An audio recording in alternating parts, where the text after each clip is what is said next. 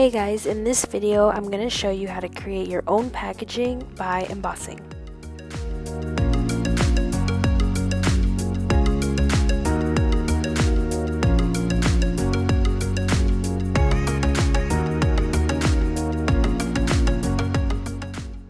You're going to need a couple different things like this embossing heating tool. This in particular is the Martha Stewart brand one, which I got from Walmart. You can also get them from Michaels and Amazon. So yeah, these are about $30 or so. Okay, so secondly, you're gonna want to get a stamp that you want to use. For this one, I'm using a monogram stamp with S, and I think I got that from Michaels. And then here I'm attempting to show you guys the Martha Stewart embossing powders. They come in all sorts of different colors and sets. I got that from Walmart, I believe. You really don't need too much when you're using it. So yeah. Oh, and this brand right here is the Recollection Signature brand. It's called the Pearl Embossing Powder in color Champagne. I'm also going to be using the gold color in this video. Next, you're going to want to find a stamp pad. Preferably find a color that's lighter than the embossing powder that you choose, so that you can see the actual color of the embossing powder. So these are some things that you can emboss. I used cardstock, bags, and even baking packaging. You can really use any type of paper material to emboss on. These right here are embossing pens. I got these from Amazon. I believe the brand is called Emboss It, but I'll put the link below. And these are perfect for custom letterings and notes that you want to make. And I think these are my favorite so far. So firstly, to use these pens, just write your note on your cardstock. For example, I just wrote thank you. Secondly, you're going to want to grab your embossing powder. I chose the champagne color. Put enough on the cardstock to fully get through the whole text. And I just like to mix it around just so that I don't get like spots when I heat it up. So I just usually blow off the excess powder, and then also just clean up all the little dots of powder that's around your lettering, or else it's going to heat up onto the cardstock.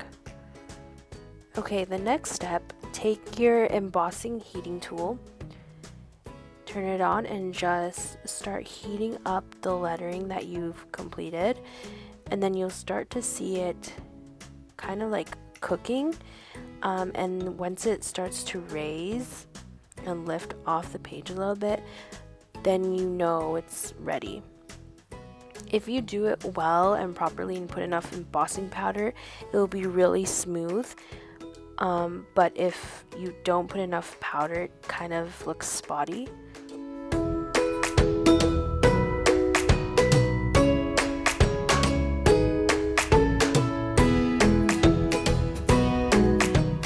So this is the final look, and you'll know it's done if you touch it and it doesn't smudge.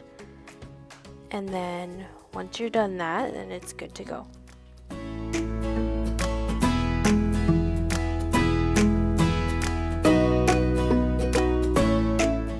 Next, I'll show you how to customize your own paper bags. So you're going to want to take your stamp ink pad. This particular brand is Studio G Pigment Ink. It's from Michaels. They're about $2, I believe. So just put some of that ink on your stamp and then push it down on your bag. I got these white paper bags through Amazon, but they're from a store called Creative Bags, and I'll put the link below as well. Okay, so after that, you're gonna want to put your powder on top, move it around a little bit as well.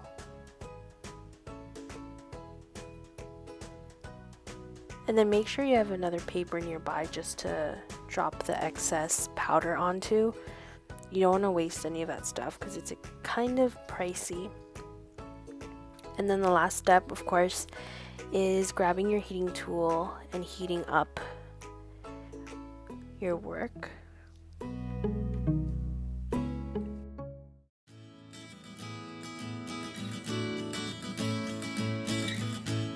Once you're done, it looks something like this.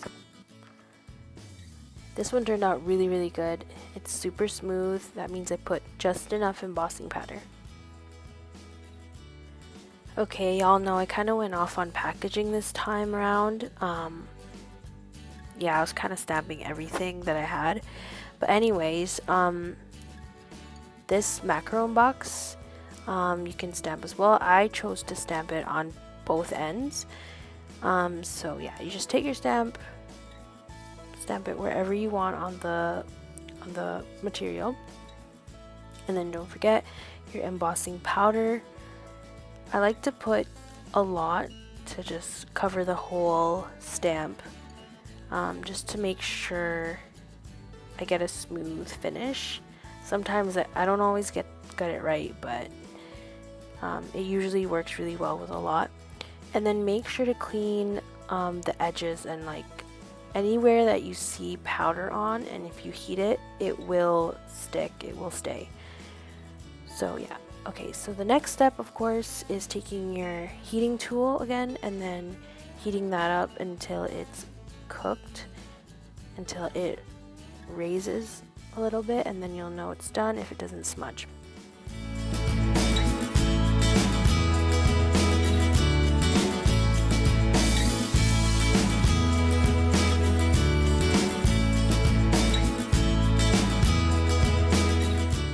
So then you're kind of left with something like this.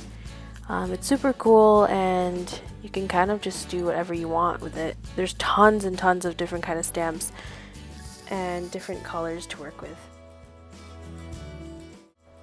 Okay, so I just want to show you the embossing powders that I use. It's the Martha Stewart brand.